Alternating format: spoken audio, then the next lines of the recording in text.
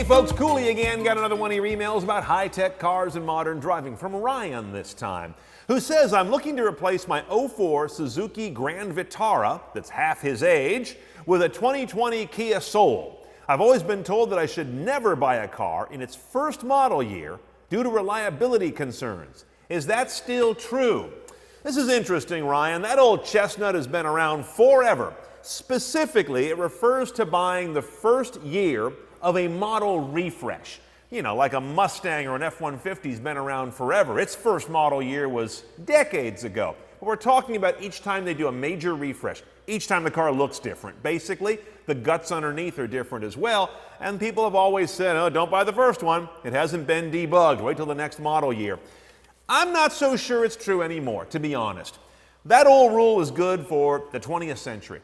In the last 20 years or so, cars have become so high-tech, so digitally designed, so comprised of components that are common and shared among many other cars, so they've had a ton of testing, that I think we've gotten to the point now where I think J.D. Power and Consumer Reports would both tell you there's not a huge variance between first year of a new generation and the years that come after in terms of there being a bunch of lemons because they're not ready for prime time. What I do want you to think about, though, is how cars evolve rapidly in their first few years after introduction. I wish you could get off the hook by just watching 1 year. First of all, in the first few years of a car being around, the technology may change. An owner of, say, a 2016 Highlander might wish they'd waited for the 2017 to get an 8-speed transmission instead of 6 and direct injection engine. Again, in the same style and model generation of vehicle, but very different under the hood, same basic price, much better technology though. Then there are creature comforts. These rapidly change, especially in the first couple of years of a car as they get a lot of feedback from consumers. Ask any owner of an early Boxster if they wish they'd waited a few years to get a slightly newer one with a glass rear window instead of that crappy plastic cracking one.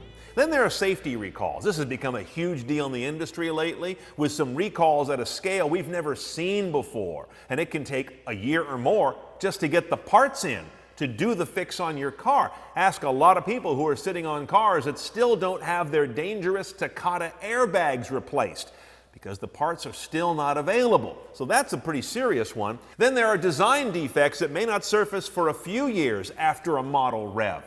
Look at 99 to 2002 Jaguar XJs. They had a higher instance than normal of engines that self-destruct because of timing chain issues. Or take a look at about 7 years of 986 and 996 Porsches with that legendary IMS bearing failure problem lurking down there in the bowels. That wasn't corrected in 1 year. So this is why I get back to my old soapbox once again. Think about a late model used car, because that's going to give you that kind of perspective where you can look back a little bit and say, oh, look at that, it got better.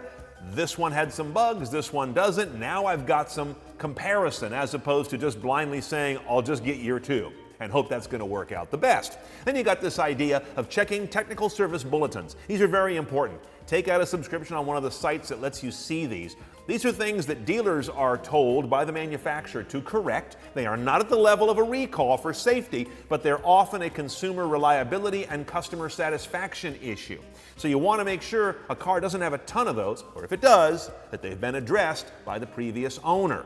And then there's this idea of recalls. As I mentioned, you can check on the specific used car you're looking at to see what open recalls it may have. That can easily be done online by entering the car's VIN number. You can just Google one of the sites that does that. And finally, become familiar with the car you're interested in and its version history, its refresh history of these features and technologies that I've talked about.